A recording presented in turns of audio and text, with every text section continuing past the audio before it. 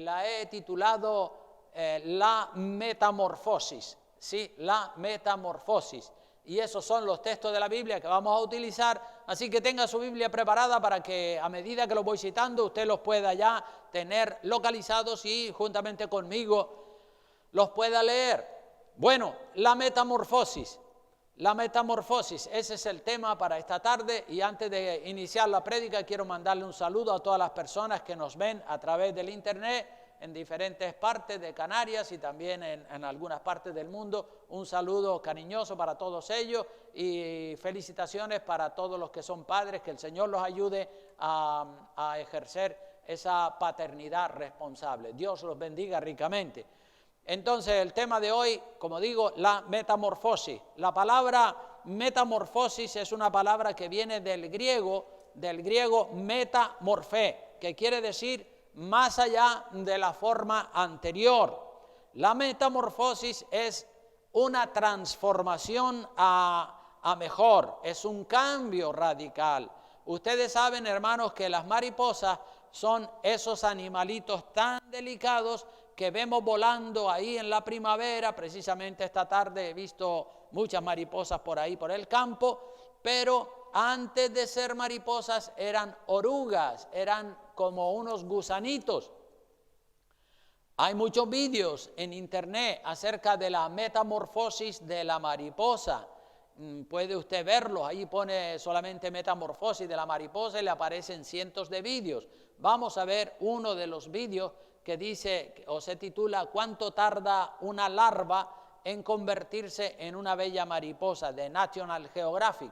Vamos a ver ese vídeo y después sigo con la prédica. Ahí está ese vídeo, comienza con un huevo, ¿verdad? La que en la actualidad es una mariposa comenzó así, un huevecito que puso una mariposa, y vamos a ver qué etapas suceden después de que el huevo eclosiona. Adelante con el vídeo. Dice, ¿cuánto tarda este diminuto huevo en transformarse en una mariposa? ¿Ves? La larva tarda 4 días en eclosionar. Y ahí sale la larva, ya está loca, comiendo, hasta crecer, sigue creciendo. Y ayudándose de la seda comienza su proceso de metamorfosis. La oruga literalmente reabsorbe sus órganos y desarrolla nuevas alas, patas, antenas. Ahí está el capullo. Después de 2 semanas, dice, está lista para desplegar sus alas. Mira qué linda mariposa. De ese huevecillo salió esa linda mariposa. Qué maravilla la naturaleza que Dios ha creado, ¿verdad? ¿Cuántos dicen amén? Entonces, gloria a Dios por la metamorfosis de la mariposa, que a partir de un huevecillo que pone la mariposa, de ahí se desarrolla y sale una hermosa mariposa. Yo quiero compartir una palabra en este día acerca de la metamorfosis completa que se operó en mi vida, es decir, mi conversión. Hoy quiero compartir con todos ustedes cómo fue mi conversión a Cristo, mi nuevo nacimiento, por si le puede servir a usted de ejemplo o de testimonio. En el relato de mi testimonio lo que quiero enfatizar son los grandes cambios que se produjeron en mi vida como consecuencia de yo haberle entregado mi vida al Señor Jesucristo en el año 1975-76. Usted y yo podemos saber si una persona se ha entregado a Cristo o no se ha entregado. Por el fruto se sabe si la persona se ha entregado o todavía no se ha entregado a Cristo y todavía está en diferentes etapas de la metamorfosis. Por el fruto que tiene. El fruto que yo tenía antes de mi conversión y el fruto que tengo después de mi conversión, pues eso se ve. Hasta un bobo se da cuenta, ¿verdad? El testimonio de una persona habla claro. Si comparamos el fruto que yo tenía antes de mi conversión a Cristo con el fruto que tengo después de mi conversión a Cristo, pues se puede ver que hay un gran cambio, una metamorfosis completa, un cambio como de la noche al día. Una persona, hermanos, que me conocía desde antes de mi conversión a Cristo, vio el cambio tan grande que Dios hizo en mi vida. Y cuando él se dio cuenta, me dijo: Santiago, tú ya no eres el que eras antiguamente. Tu vida ya no tiene nada que ver con tu vida anterior. Y yo le dije: es verdad, ahora soy una nueva criatura. Cristo entró a morar en mi corazón y me transformó, hizo una metamorfosis completa. Se produjo en mí una metamorfosis total, como en el caso de la mariposa. De lo que yo era antes de mi conversión a lo que soy ahora no hay ni punto de comparación, y este amigo pues lo pudo comprobar. La persona que no conoce la metamorfosis de la mariposa no puede creer que antes de ser mariposa, esa mariposa tan bonita era un gusano. Pero hermanos, cuando uno es consciente de que en cualquier momento se puede morir y en cualquier momento te puede tocar el turno de partir para la eternidad, cuando somos conscientes de esa realidad, cuando creemos que después de la muerte hay un cielo y un infierno de fuego, uno se tiene que preocupar. Y si uno no está preparado para pasar a la eternidad, uno está inquieto y uno tiene que buscar la presencia de Dios. Yo he comentado en varias ocasiones que cuando yo era un adolescente, con mucha frecuencia venía a mi pensamiento venía un pensamiento a mi mente, venía un pensamiento en forma de pregunta. Y esa pregunta era: si te mueres hoy, ¿a dónde irá tu alma? Esa era la interrogante que me dejaba descolocado, que me dejaba sin respuesta. Si te mueres hoy, ¿a dónde irá tu alma? Y de vez en cuando esa interrogante era un pensamiento que me venía como si alguien, casi como si alguien me estuviera hablando, y yo me quedaba desorientado. Si te mueres hoy, ¿a dónde irá tu alma? Yo me quedaba sin respuesta, me quedaba desorientado, me quedaba confundido, aterrado. Yo era un católico más del montón, no había leído la Biblia, no tenía la seguridad de salvación, yo estaba perdido en mis pecados. Yo trataba de consolarme a mí mismo cuando esa pregunta venía a mi mente. Yo trataba de consolarme a mí mismo diciéndome: no, pero si todavía yo soy joven, no creo que me vaya a morir tan pronto. Pero ese consuelo no era suficiente para responder a esa pregunta: si te mueres hoy, ¿a dónde irá tu alma? Ese consuelo no daba una respuesta a la pregunta. Por eso, hermanos, cuando los testigos de Jehová y los mormones comenzaron a hablarme de Dios y de la Biblia, y yo en mi vida nunca había tenido una Biblia en la mano ni la había leído, y los primeros que vinieron a mi casa a hablarme de Dios fueron testigos de Jehová y mormones, entonces ellos detonaron en mí el deseo de buscar una Biblia y leerla, porque ellos me hablaban de la Biblia. Yo sí había oído algunas prédicas del sacerdote, fragmentos de la Biblia, de la historia de Jesucristo, pero realmente yo no había tenido una Biblia en mi mano y mucho menos la había leído. Entonces, cuando los testigos de Jehová comenzaron a visitarme y a hablarme de Dios y de la Biblia y los mormones también, entonces inmediatamente yo, como era católico, fui y me compré una Biblia católica. Transcurría el año 1974-75. Y en 3 meses me leí la Biblia completa. Cada día yo leía 2 y 3 horas de la palabra de Dios. Y a medida que yo estaba leyendo la palabra, es como que iba adquiriendo seguridad en lo que dice la Biblia. Y puede decirse que me convertí al Dios de la Biblia sin conocer la iglesia evangélica. Sin conocer la iglesia evangélica ya yo estaba convertido a la palabra de Dios, al mensaje de la Biblia. Fue 1 año o 2 más tarde cuando vine a conocer el cristianismo evangélico. A principios del año 1976 fue cuando comencé a ir a la iglesia evangélica, porque los testigos de Jehová, los mormones y los católicos ya no me convencían. Yo había leído la Biblia y podía observar que testigos de Jehová, mormones y católicos que estaban en desorden fuera de la palabra de Dios. Y cuando fui a la iglesia evangélica, porque unos misioneros vinieron por nuestra casa, le predicaron a mi esposa, y cuando yo regreso del trabajo, ella me dice: mira, unos misioneros evangélicos Digo, evangélicos, ¿y esa religión qué es? Y entonces ella me explicó, sí, en un pueblo que se llama Telde, allí tienen una iglesia, nos dieron la dirección para que fuésemos a visitarles. Y yo dije, bueno, pues mira, conocemos testigos de Jehová, conocemos mormones, conocemos católicos, ninguno de ellos nos convence. Vamos a ir a esa iglesia evangélica a ver qué es lo que creen esos evangélicos, porque nunca había estado en contacto con cristianos evangélicos. Así que cuando yo fui a la iglesia evangélica, no fui para hacerme evangélico, porque obviamente no sabía qué era lo que creían los evangélicos, pero yo ya tenía claras las cosas que yo creía, y era lo que dice la palabra de Dios.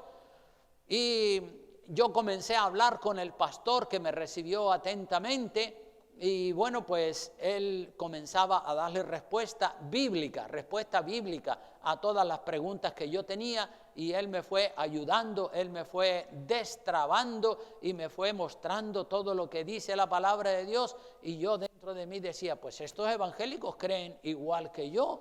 Oye, pues mira, voy a tener que hacerme evangélico porque coincidimos 100%. O sea que a raíz de la lectura de la Biblia se produjo en mi vida una metamorfosis, unos cambios tan maravillosos que para el año 1979, 3 o 4 años después de haberme convertido, yo ya había construido un local como de 90 metros cuadrados y ya estaba pastoreando un grupo de personas bajo la cobertura de mi pastor Luis del Río. Y cuando yo le di mi vida a Cristo, yo experimenté, hermanos, tantos cambios a mejor que los que me conocían de antes y mi propia familia se quedaron sorprendidísimos. Antes de mi conversión le doy algunas ideas de lo que era yo, mi carácter y mi vida. Antes de mi conversión, yo era uno más del montón, como les acabo de decir.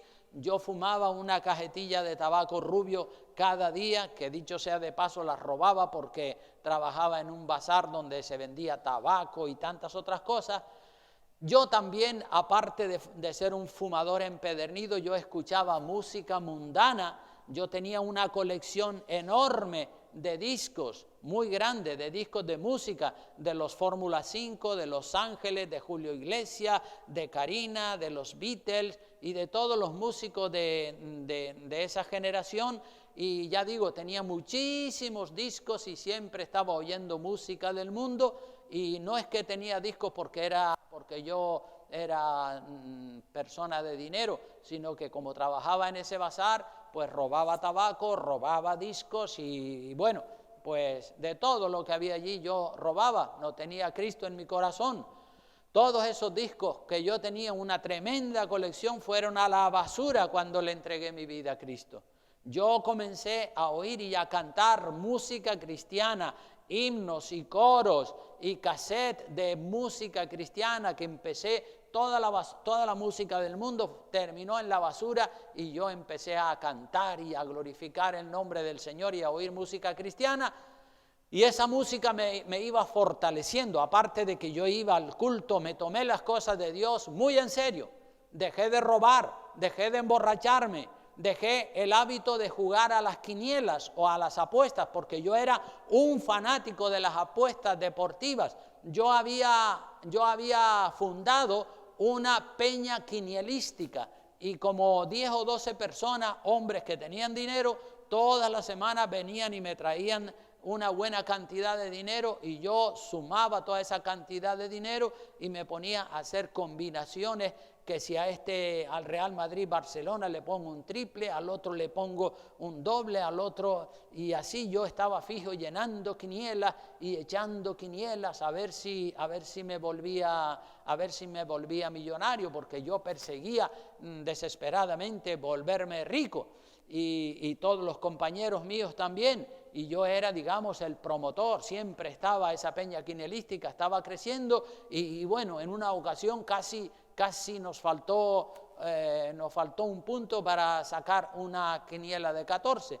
Pero bueno, dejé también, cuando le entregué mi vida a Cristo, dejé todo eso, dejé las quinielas, dejé de jugar a la lotería, dejé de jugar a los cupones de la 11, dejé de interesarme por el fútbol, porque yo me sabía todo, qué equipo estaba en cabeza, cuántos puntos le llevaba al segundo, quiénes eran los de primera, quiénes eran los de segunda.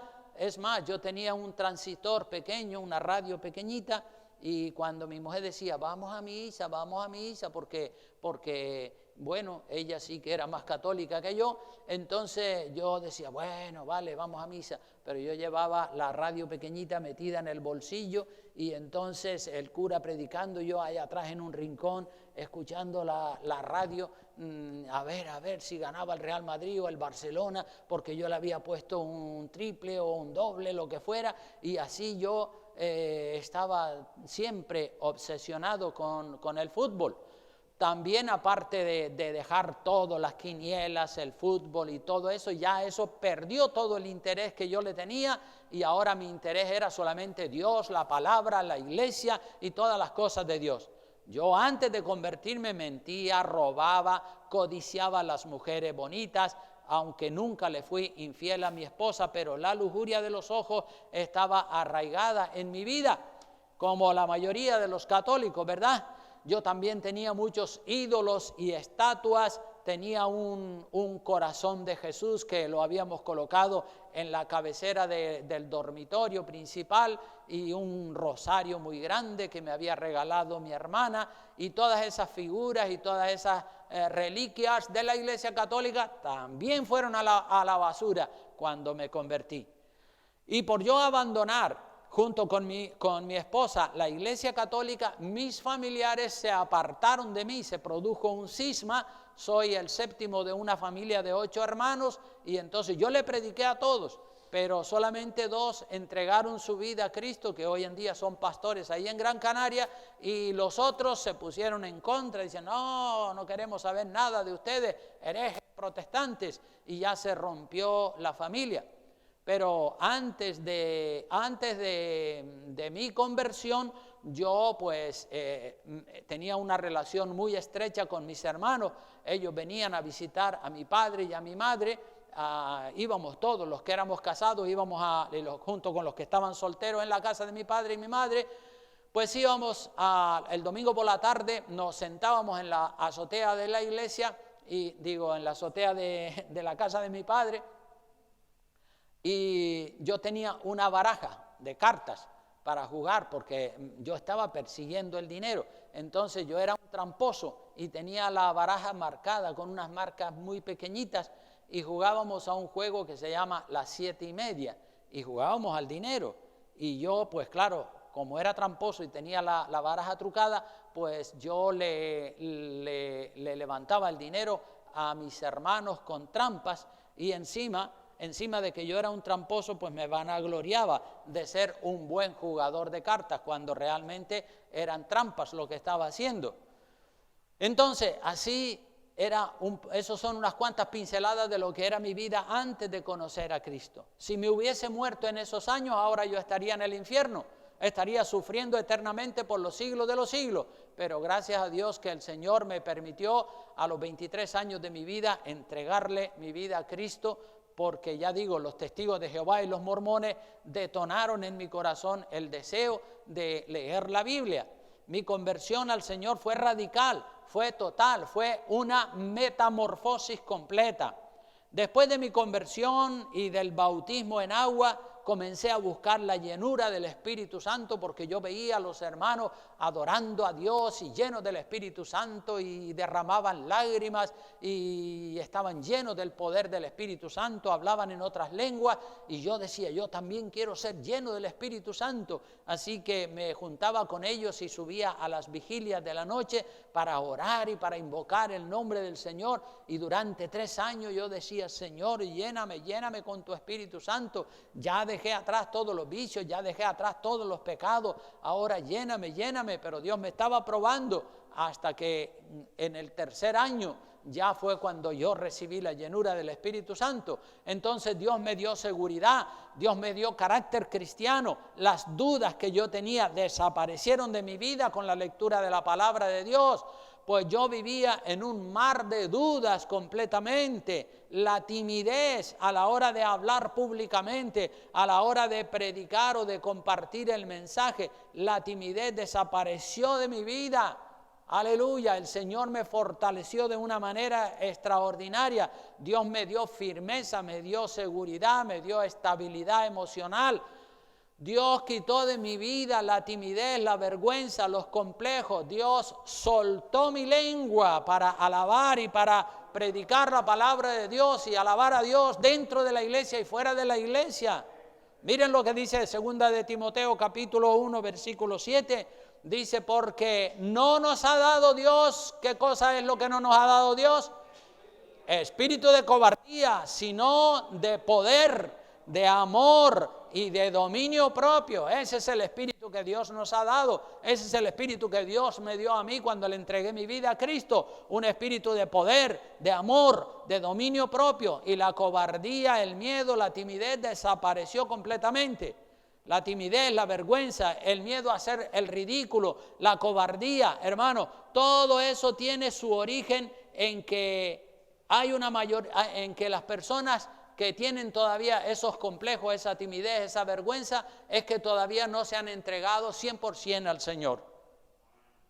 Están probablemente atravesando las diferentes etapas de la metamorfosis. Tiene que producirse el nuevo nacimiento. Tiene que producirse el nuevo nacimiento, el nacimiento del Espíritu, una entrega sin reservas al Señor, una metamorfosis completa. Pero para que la persona pueda ser llena del Espíritu Santo, para que la persona pueda recibir la promesa del Padre, que es el bautismo del Espíritu Santo, primero debe renunciar a todo pecado, a todo entretenimiento, a todo vicio. El Señor no va a llenar a una persona con su Espíritu Santo si esa persona está llena de vicios, si esa persona está llena de hábitos y de pecados y de cosas mundanas. Ustedes saben que los vasos tienen que estar limpios para poder echar el agua que sacia la sed en ellos, ¿no es cierto? ¿Echaría usted agua para bebérsela luego en un vaso que ha estado o está lleno de moscas, de cucarachas y de gusanos? Pues claro que no. ¿Cómo va a echar agua en ese vaso si tiene cucarachas, moscas, gusanos, de todo? Primero coge usted el vaso, lo lava bien y luego echa el agua fresca para tomársela. Pues lo mismo es con el Señor, ¿verdad? Recuerde que la metamorfosis de la mariposa tiene que pasar por 4 etapas. ¿Sí? Y usted y yo tenemos que nacer de nuevo si es que de verdad queremos ser llenos del Espíritu Santo, si es que de verdad queremos que desaparezca de nosotros todo concepto, toda vergüenza, timidez.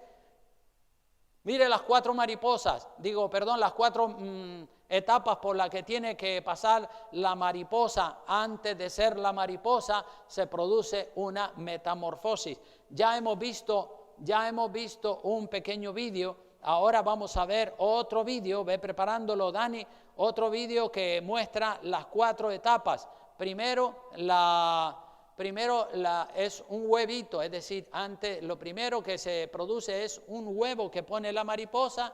La segunda etapa es una larva, oruga o gusano. La tercera etapa es la pupa, capullo o crisálida, y por último ya se convierte en una mariposa. Vamos a ver este vídeo, la metamorfosis de la mariposa. Sí, adelante con el vídeo, por favor.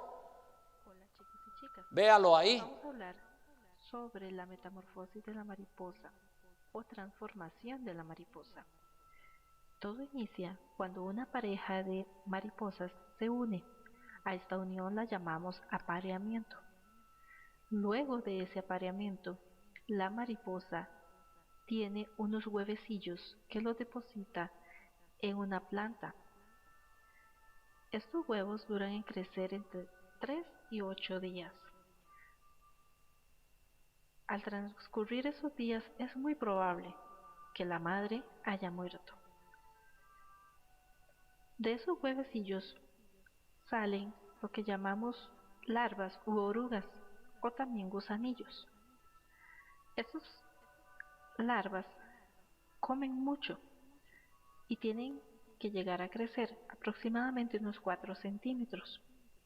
cambian varias veces la piel, como las culebras. Ellas se tejen a sí mismas una funda o saco, cubriéndose todo su cuerpo. Al terminar de tejerla, queda formada una crisálida completa. Crisálida, capullo o pupa. Todos la conocen de diferentes maneras.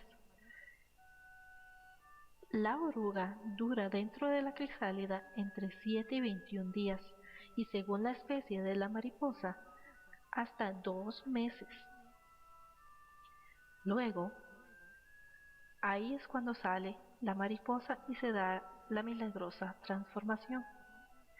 La mariposa basa su vida en encontrar un compañero para reproducir nuevamente los huevecillos y que una y otra vez se repita este ciclo. Espero y les haya agradado esta información, que les sirva de mucho. Hasta la próxima. Bien, pues ahí tenemos las 4 etapas de la metamorfosis de la mariposa, que cuando usted ve una linda mariposa volando, es que esa mariposa pasó primero por esas 4 etapas. Primero fue un huevecillo, ¿verdad? Y ese huevecillo entre 3 y 8 días estuvo puesto ahí en una planta, luego eclosionó y salió la larva, oruga o gusano. Y ahí estuvo también otro tiempo, luego pasó a la etapa siguiente, que es la pupa o el capullo, o también llamado crisálida. Ahí estuvo también otra etapa de su vida, y por último ya se convirtió en una mariposa. Esto es lo que se llama la metamorfosis completa en el caso de la mariposa. Cada etapa de las 4 por las que pasó la mariposa tuvo un tiempo determinado. Una etapa, cuando llega a su fin, da paso a la siguiente etapa. En el cristianismo también pasa lo mismo. En el cristianismo también hay etapas, ¿verdad? La primera etapa en el cristianismo es oír la palabra de Dios. Mire lo que dice Romanos 10, 17. Si lo han encontrado, vamos a leerlo todos juntos. Dice: así que la fe es por el oír y el oír por la palabra de Dios. Otra vez, así que la fe es por el oír y el oír por la palabra de Dios. O sea que esa es la primera etapa, esa es como el huevecillo, ¿verdad? Cuando entra la fe en el corazón de una persona a través del oír de la palabra de Dios, esa es la primera etapa del cristiano. En la segunda etapa la fe va creciendo, y lo primero que hace la fe es romper con las cosas del mundo, con el amor al pecado. Y una vez que se dejan atrás los pecados y las cosas del mundo, los vicios y los hábitos, se tiene ya un corazón limpio para poder adorar a Dios. Miren lo que dice el Salmo 51, versículo 10.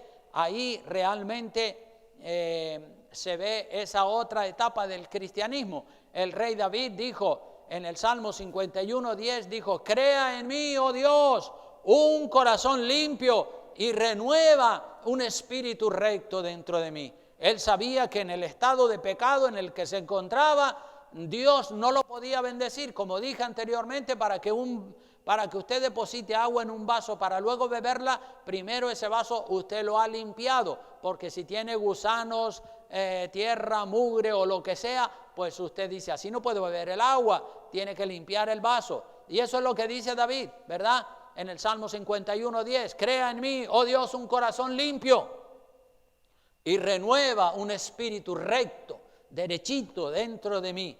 Entonces, solamente las personas que son limpias de corazón son los que pueden ver a Dios. Esto lo dice Mateo. El Señor Jesucristo mismo dijo en Mateo 5, versículo 8, dijo: bienaventurados los de limpio corazón, porque ellos verán a Dios. Repito, bienaventurados los de limpio corazón, porque ellos y no otras personas verán a Dios. Así que si usted quiere ver a Dios, tiene que limpiar su vida, tiene que limpiar su corazón de cualquier inmundicia, de cualquier pecado. Hay que hacer un examen de conciencia y limpiar tu vaso, tu vida, para que luego Dios, cuando ve que has estado ya, que has roto con el pecado, con el vicio, con la maldad, entonces Dios dice, este tiene interés en ser lleno del Espíritu Santo. Hermano, estar en la iglesia y tener la sana doctrina como la que tenemos nosotros es bueno, pero se puede estar en la iglesia y ser un pecador al mismo tiempo. De hecho, por aquí han pasado muchas personas que vivían una doble vida. Venían a la iglesia, alababan a Dios, pero al mismo tiempo estaban pecando y pecando y pecando. Pues terminaron por irse de la iglesia porque se dan cuenta que una cosa es incompatible con la otra. No se puede vivir una doble vida. Si somos cristianos, tiene que ser de todo corazón. No se engañen pensando que por venir a la iglesia Dios ya no va a ver los pecados ocultos que usted tiene en su corazón. Dios lo ve todo y usted mismo también es consciente de que tiene este o el otro pecado. La búsqueda y la llenura del Espíritu Santo vendría a ser la tercera etapa de la metamorfosis. Cuando la persona ha sido llena del Espíritu Santo, podemos decir que ha alcanzado esa tercera etapa. Mira lo que dice el verso 12 del Salmo 51 también. Dice, vuélveme el gozo de tu salvación. O sea que primero David le pide que tener un corazón limpio, tener un corazón puro, un espíritu recto. Luego él sabe que después de que tenga el corazón limpio, entonces le dice, vuélveme ahora el gozo de tu salvación y espíritu noble me sustente. Es decir, lléname con tu Espíritu Santo, ¿verdad? Entonces, la cuarta etapa ya es el cristiano como una hermosa mariposa que ya gana almas, ¿verdad? Cuando una persona está llena del Espíritu Santo, entonces ya tiene una pasión por ganar almas, que el Señor le abre puertas y muchas personas se convierten a Cristo por tu testimonio. El Salmo 51, versículo 13 dice, entonces quiere decir después de haber sido limpio y después de haber sido lleno del Espíritu Santo. No antes, sino entonces, es decir, después, entonces enseñaré, dice, a los transgresores, a los pecadores tus caminos. Los pecadores se convertirán a ti, porque ya estás lleno del Espíritu Santo y los pecadores ven que tú ya no eres el que eras, que eres una nueva criatura, ¿verdad? Como yo le predicaba, cuando le prediqué con tanta pasión y con tanta entrega a mis hermanos, 2 de ellos se convirtieron y le entregaron su vida a Cristo, y muchas otras personas se han convertido en el transcurso de mi cristianismo, porque ellos ven que uno va en serio con el Señor. Entonces, en esa cuarta etapa podemos decir que ya el cristiano es como una hermosa mariposa que se reproduce, que gana almas para Dios, como dice el verso 13, entonces enseñaré a los transgresores, porque ellos van a ver el cambio, ellos van a ver la metamorfosis y van a decir, uy, este hombre ya no es lo que era. Así que, hermano, avance hacia la metamorfosis completa, no se quede en ninguna de las etapas intermedias. La mariposa cubre todas las 4 etapas. De huevo pasa a gusanito, de gusanito pasa a una larva o crisálida o esa pupa, y después se convierte en una mariposa. Si yo era un pecador empedernido y pude recorrer todas las etapas para convertirme en un hombre de Dios, usted también lo puede hacer. ¿Cuántos creen que lo pueden hacer? Amén. Cuando uno renuncia de verdad a la vida de pecado y es libre, ya está listo para ser lleno del poder del Espíritu Santo. Pero hasta que no renuncie a la vida de pecado, a esa vida de desidia, de indiferencia, no está listo para ser lleno del Espíritu Santo. La etapa, hermanos, la etapa que más nos cuesta a nosotros los humanos es la de tomar la decisión de romper con los vicios, con los pecados y con los entretenimientos mundanos. Esa es la etapa más dolorosa, la etapa en la que más el cuerpo y la carne sufre, pero hay que hacer sufrir a esta carne, ¿verdad? Porque el diablo, el mundo y la carne son 3 enemigos que nos separan de Dios. Entonces, la etapa que más le cuesta a la gente que han estado enganchados a vicios y a pecados, como yo estaba, que si tabaco, que si robando, que si quinielas, que si fútbol, que si jugando a la baraja, que si codiciando a las mujeres. La etapa que más le cuesta al ser humano es la etapa de tomar la decisión de romper con los vicios y con los pecados y con los entretenimientos del mundo. Y hasta que esa etapa no se cumpla, no puede iniciar la siguiente etapa. Hasta que no rompas con esa etapa, no podrás pasar a la siguiente etapa. Nadie te puede ayudar. Esa es tu decisión personal. Tu decisión personal. Eres tú el que tiene que tomar la decisión de romper con la vida de pecado.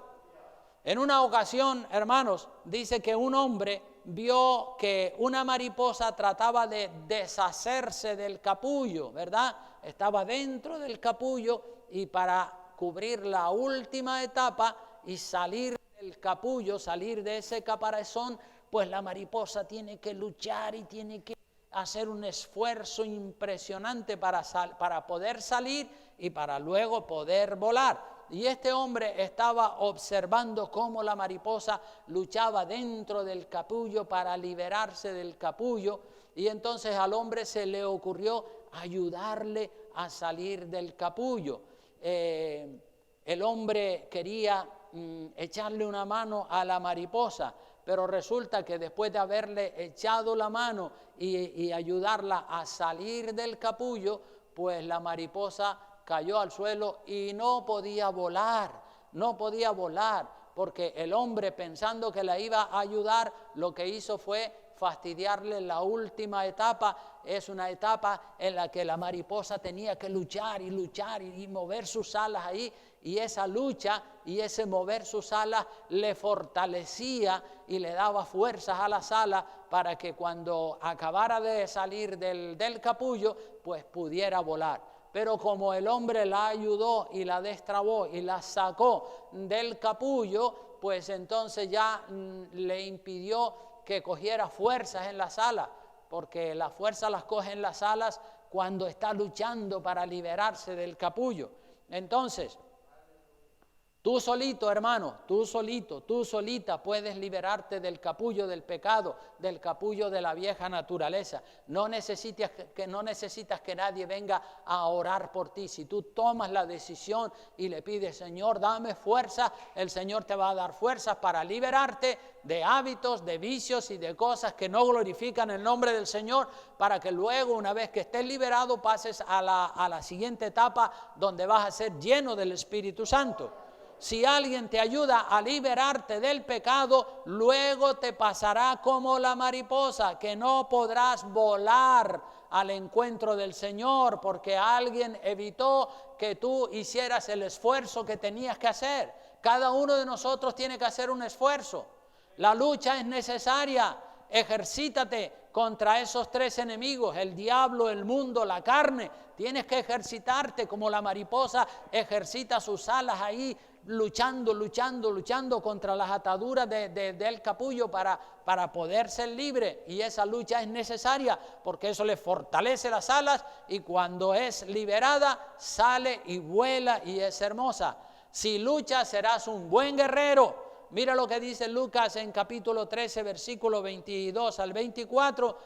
Dice la palabra: pasaba Jesús por ciudades y aldeas, enseñando y encaminándose a Jerusalén. O sea que mientras caminaba por las diferentes aldeas, enseñaba, predicaba y seguía en dirección a Jerusalén. Y alguien le dijo: Señor, ¿son pocos los que se salvan? Buena pregunta, ¿verdad? Esa pregunta mucha gente la hace también hoy en día. ¿Cuántos son los que se van a salvar? ¿Son pocos? ¿Son muchos?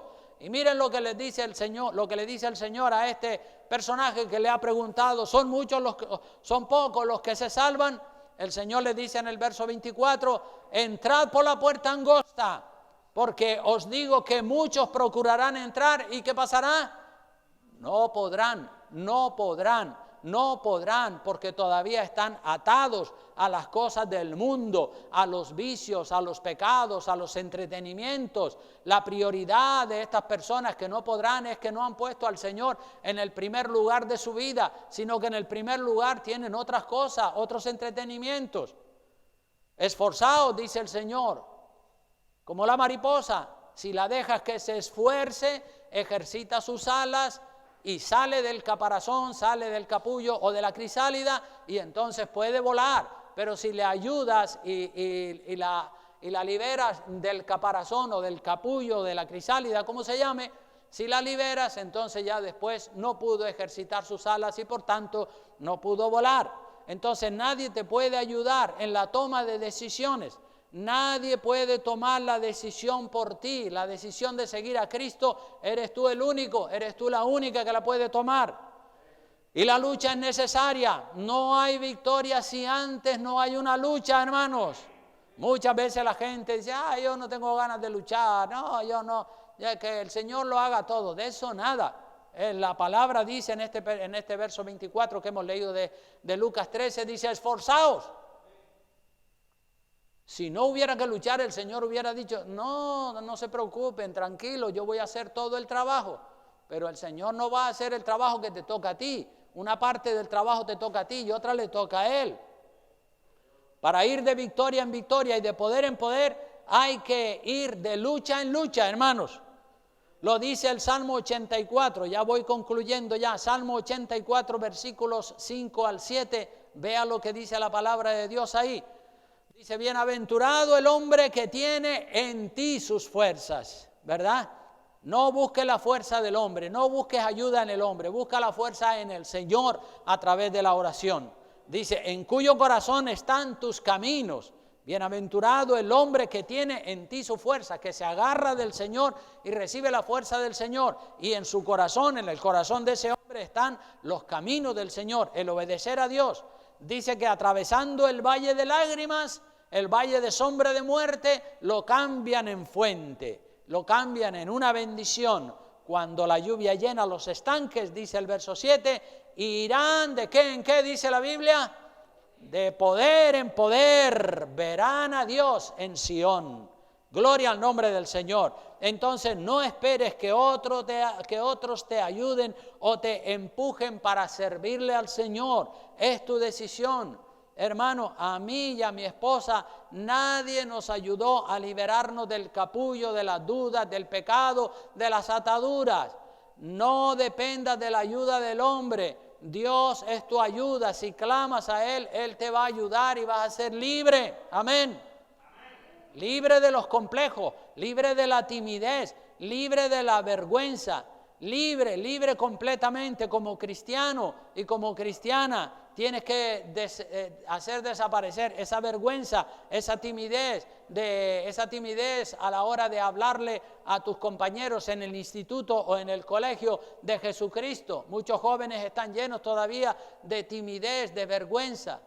Se cuenta, hermanos, que cuando los misioneros cristianos evangélicos llegaron a la India, al ver tanta pobreza y gente pasando hambre, pues los misioneros se les ocurrió la idea de regalarle 1 kilo de arroz a cada persona que venía al culto. Entonces, cuando la gente comenzaron a venir al culto, después de que terminaba el culto, pues a cada persona se le regalaba 1 kilo de arroz. Y así comenzó la iglesia a crecer. Tenía poquitas personas, pero en cuanto los misioneros comenzaron a regalarle 1 kilo de arroz a las personas después del culto, pues la iglesia comenzó a crecer, y ya eran miles y miles de personas las que llenaban la iglesia.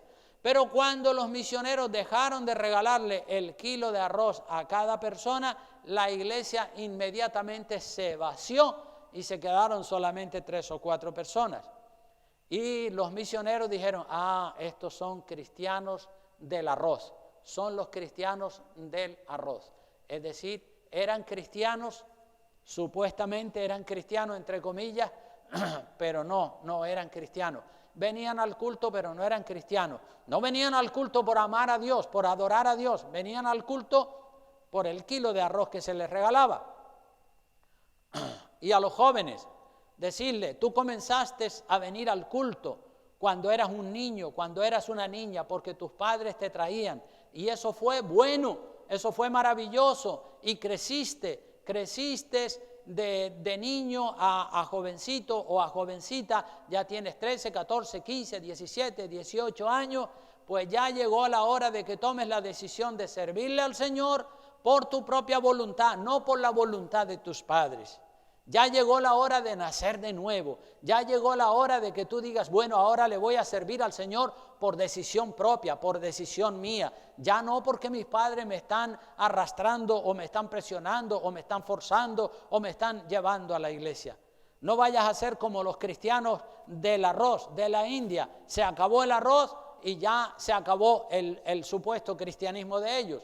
Y hay muchos jóvenes que ya crecieron y el padre y la madre, al ver que ya se han cansado de decirle, venga, vamos al culto, busca a Dios, pues ya los padres dijeron, que va, este hijo, esta hija, ya me desentiendo, ya no le voy a decir, porque ya le he dicho tantas veces que busque de Dios, que venga al culto. Entonces se acabó la exhortación del padre, se acabó la cobertura del padre y de la madre, y entonces el hijo o la hija ya se apartó de los caminos del Señor. Por eso digo que ya es hora de que salgas del capullo, que vueles como una preciosa mariposa, lucha, rompe las dudas, acaba con el miedo, acaba con la vergüenza, acaba con la timidez. Lucas capítulo 9, versículo 26, este es el último versículo que les voy a leer en esta tarde. Lucas 9, 26 dice, porque el que se avergonzare de mí y de mis palabras, de éste se avergonzará el Hijo del Hombre cuando venga en su gloria y en la del Padre y de los santos ángeles. O sea que no podemos avergonzarnos del Señor. Los jóvenes no pueden avergonzarse, no deben avergonzarse de ser cristianos. En el instituto, en el colegio, donde quiera que estén, tienen que identificarse con Cristo y decir, yo soy cristiano, yo soy cristiana, y a mucha honra. Y si tiene que romper relaciones con algún amiguito o compañero o compañera en el instituto, pues rompe relaciones con ellos o se distancia de ellos, porque realmente no se puede vivir una doble vida. Tú no puedes vivir agradando a la gente del mundo y agradando a Dios. No, porque así no glorificas al nombre del Señor, así no eres ni una cosa ni la otra. Tienes que decidir agradar a Dios solamente. Y cuando decides agradar a Dios solamente, entonces ahí comienzan las etapas de la metamorfosis a avanzar hasta que llegas al final de la última etapa. Entonces los jóvenes tienen que entender que es imposible agradar a Dios y al mismo tiempo agradar a los compañeros, a los amigos del mundo.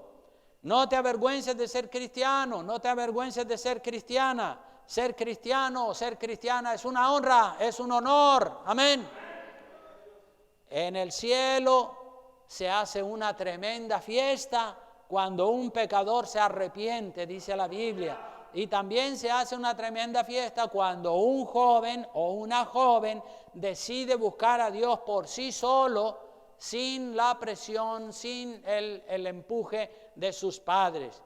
Entonces, ahí queda ese mensaje, que tú y que cada uno de los jóvenes pueda de verdad tomar esa decisión. Ya le llegó la hora de salir del capullo, ya le llegó la hora de salir de la crisálida y de romper con toda mundanalidad y que seas un cristiano, una cristiana, ya por tu propia voluntad y no por la voluntad de tu padre ni de tu madre. Entonces quiero terminar con una oración en este día y quiero que se pongan de pie todos, por favor, y que los padres y las madres pongan su mano sobre su hijo, sobre su hija, si la tienes ahí, o sobre tu hijo, que ponga la mano sobre él, sobre ella, y que ores por él, ores por ella, para que ella o él ya sea un cristiano, una cristiana por decisión propia. Si hasta ahora ha sido cristiano porque está bajo la cobertura de su padre, que ese joven o esa joven ya determine servirle al Señor por decisión propia. ¿Sí? Así que, hermano, hermana, padre, madre, pon la mano sobre tu hijo, pon la mano sobre tu hija y ora por ella ahí donde estás, y dile al Señor hoy como padre, ¿verdad? Porque estamos también en estos días celebrando el Día del Padre, la paternidad, que tú como padre responsable ya vas a orar por tu hija o por tu hijo para que él ya sea un cristiano por decisión propia, aleluya, y que esa última etapa del cristianismo pues sea una bendición para tu hijo, para tu hija, para que ya sea libre y adore a Dios y tenga una relación estrecha con el Señor Jesucristo, sin avergonzarse de ser cristiano, de ser cristiana. Levanta tu oración ahí donde te encuentras, poniendo la mano, como digo, sobre tu hija, sobre tu hijo. Padre, te damos gracias, Dios mío, por los padres que son responsables y que ejercen una paternidad responsable sobre sus hijos, sobre sus hijas, Señor. Que esos padres, Dios mío, estén dándole, Señor, cobertura a su hijo y a su hijo, a su hija, y confrontándolos, Dios mío, con esa importante decisión para que los hijos ya decidan ser cristianos por voluntad propia de los hijos y no por la decisión de los padres. Gracias, Señor. Ayuda a estos jóvenes, a estos chicos y chicas, para que de verdad vayan en serio con el Señor y para que de verdad sean cristianos autónomos, conectados con el Espíritu Santo, recibiendo la plenitud, recibiendo la llenura del Espíritu Santo, primero liberándose de toda atadura, de toda vergüenza, de todo pecado, de toda timidez y de verdad sirviéndole al Señor. Gracias, Padre, en tus manos encomendamos a estos jóvenes y a esos padres también para que ellos estén guiando a sus hijos hasta que salgan de la pupa, de la crisálida, hasta que salgan y puedan volar como las mariposas preciosas, Señor. Gracias, mi Dios. En el nombre precioso de Jesucristo, oramos en esta tarde y de corazón te damos mil gracias, con la bendición del Padre, del Hijo y del Espíritu Santo. Amén y amén.